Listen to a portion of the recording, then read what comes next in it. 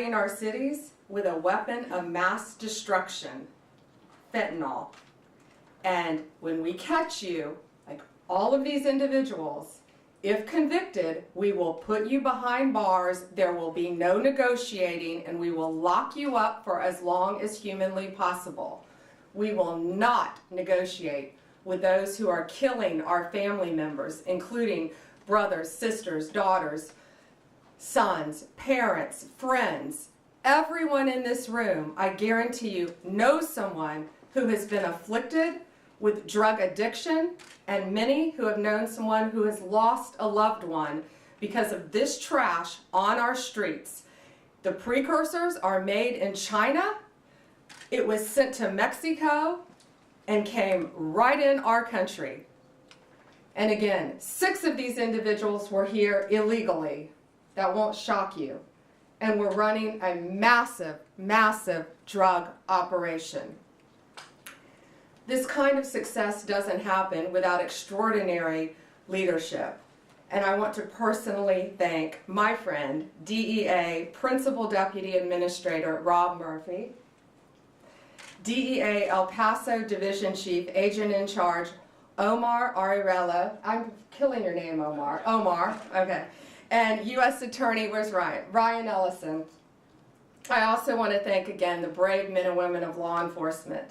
Last week I joined them at a DEA laboratory, and we went there, and it was truly remarkable what we saw, how quickly these cartels can manufacture and make fentanyl powder and put it into these pills. But people need to know, parents need to know, kids need to know, this fentanyl, this bus, these 3 million pills were oxycodone. They put this in Xanax, they put this in Adderall, they put this in Molly, the date drug or the party drug, something called Molly. They put it in cocaine, and they put it in marijuana.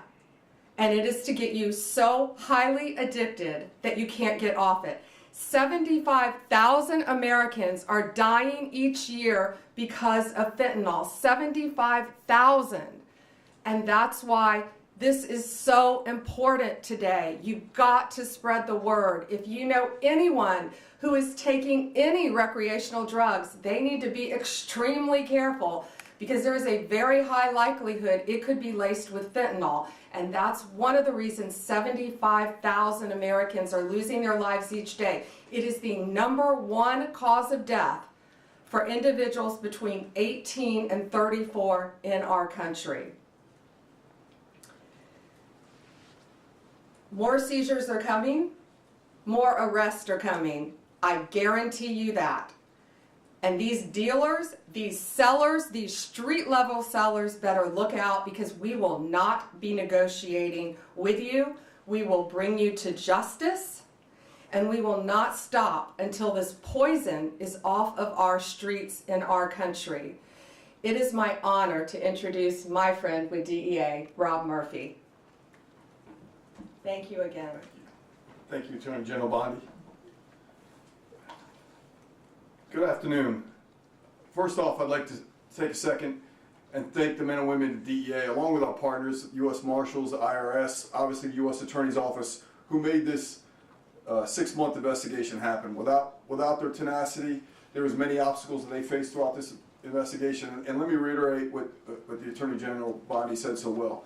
This was a major drug trafficking organization led by Alberto Salazar Amaya, operating in the United States with no regard at all for the disruption to families, addiction, and ultimately death that was probably caused for the distribution. That nearly $5 million in cash represents poison that was distributed throughout at least 6 states that we were able to identify in this country, and who knows where it went when it was sold to that first level.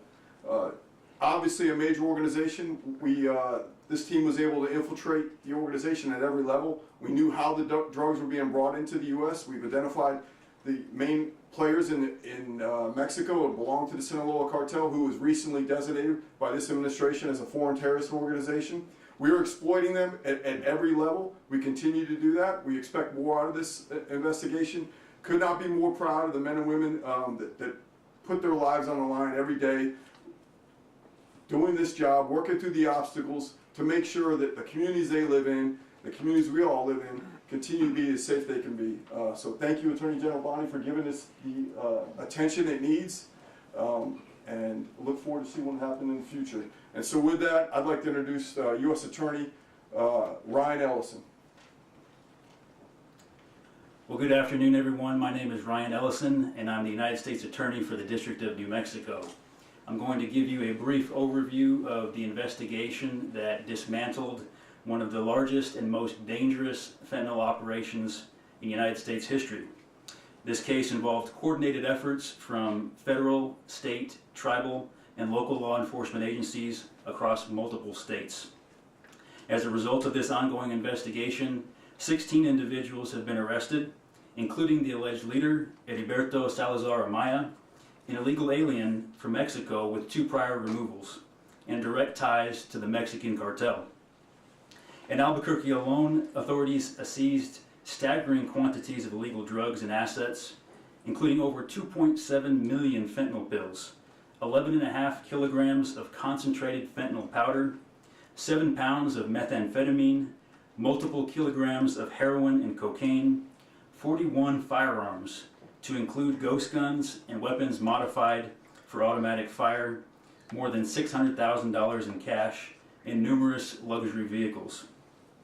This sophisticated fentanyl and narcotics distribution network spanned New Mexico, Arizona, Nevada, Oregon, and Utah, and was responsible for distributing lethal narcotics throughout the western United States. The sheer scale and potency of this fentanyl is sobering, with enough lethal doses to kill countless Americans. All defendants face serious federal charges related to conspiracy and distribution of fentanyl, along with additional charges for firearms offenses and immigration violations in certain cases. I would like to thank the DEA's El Paso Division, primarily the Albuquerque Field Office, as well as many other DEA field offices across the western United States, our local and federal partners, and the assistant U.S. attorneys that are prosecuting this case. Together, we have sent a clear message. We will not tolerate those who profit from poisoning American citizens. The fight continues, but today, our communities are safer with these drugs and criminals off the streets. Thank you.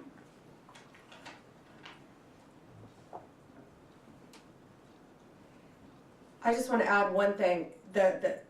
I was briefed before this by all of the agencies together, and the coordination with the AUSAs and DEA and the law enforcement agencies is truly remarkable. Thank you all. And again, be safe out there every day. They're out there risking their lives every day to save us and keep us safe. So thank you all. I think we're going to take a couple questions, but we are going to remain on topic today because we are here for something so serious. And I had wanted to walk out first and let you all hold this. This is how much fentanyl it takes to kill you. So if you want to come up and look at this after in this vial, you're welcome to. It looks like just a few grains of salt, and this is what it takes to kill you. Okay. Just a reminder, we're staying on topic today. Go ahead. Madam Attorney General, I was wondering if you're seeking to deport the 6 illegal aliens who are here, or to charge them first and then seek to deport them. I know there's been a number of high-profile arrests you guys have made where you've made the decision to just go after deportation versus criminal trial. This guy is the leader. He's the #1 guy. And I want them to stay in our prisons as long as possible. I have no desire to send them back to Mexico because they were coming across our border illegally. No longer will they be able to do that. But the amount of drugs, the amount of money, the amount of weapons, most of these individuals, if convicted, will remain in American prisons. Perhaps Alcatraz. Mary Margaret, Daily Wire. Thank you, Attorney General Bondi. Can you give us more information on some of these individuals up there, and can you also share whether you've had any success in getting the Mexican government to help you extradite any of these cartel members? We will be hopefully working with them on one soon. But yes, Mexico has been cooperating in the past. I think we extradited 29 here to our country to face charges when it's some of the top cartel members in our nation's history, some of the worst of the worst. And we brought them here. One, in fact, is at the Kiki Camareno, right? The one, I can't think of his name. He killed Raphael, yeah. He killed Kiki Camareno, a DEA agent in the 80s. And Kiki Camareno's widow and son family had been trying to get this guy back since the 80s and could not do it. And President Trump, working hand in hand with Mexico, was able to get him back to this country. And we spoke to Kiki Camareno's widow and son, and they were both in tears. His son is now a judge, and his son had his father's handcuffs and had them engraved. And I think at some point that monster who tortured and murdered his father will be wearing those handcuffs. But he's now in American custody, along with, I think, 28 others that we were able to extradite with President Trump working with Mexico to stop this really reign of terror and this poison coming into our country. I think we have time for one more. Jake? You said that these individuals will not be deported. Can you tell us any specifics on charges and any specifics on the investigation on how this actually went down, how they were captured? So the investigation is ongoing.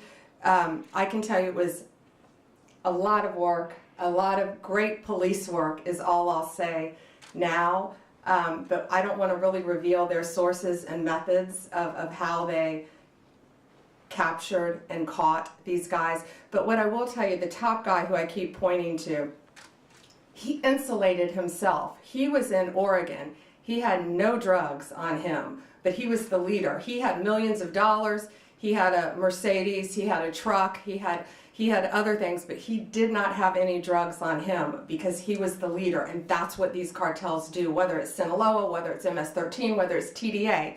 The highest leaders insulate themselves. Just like the TDA guy, you may have been with us in Virginia. When we arrested him, not even half an hour away from here, he didn't have any drugs on him either. That's what they do. They live among us. They live in neighborhoods because they are the top level. So what will the charges be on this? Oh, I'm sorry. Multiple, what are the charges, guys? The multiple drug trafficking, conspiracy to traffic, multiple drug charges. But depending on the time, they need to serve their time in an American prison to keep them off the streets. And who knows where they would go next. They're part of one of the largest drug trafficking organizations and one of the most frightening cartels. Alana, last Go one. ahead.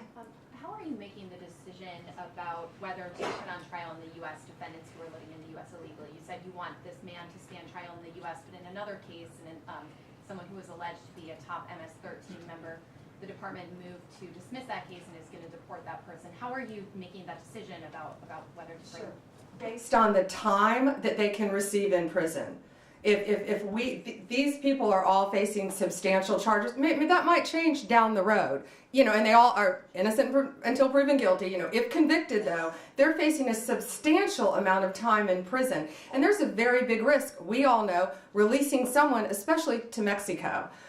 Sending them back to Mexico, who knows? They could attempt to get through our borders, not under Donald Trump, I doubt. But they're also part of a major drug trafficking ring in Mexico. So sending them back to Mexico to continue on with their drug business isn't going to happen under this administration. Thank you guys so much. Thank you all. And if you want to see this, Alana, you may have seen this before, but if you all want to see this, it really puts it in perspective how deadly this stuff is. And that's what I wanted you all to see. Thank you all.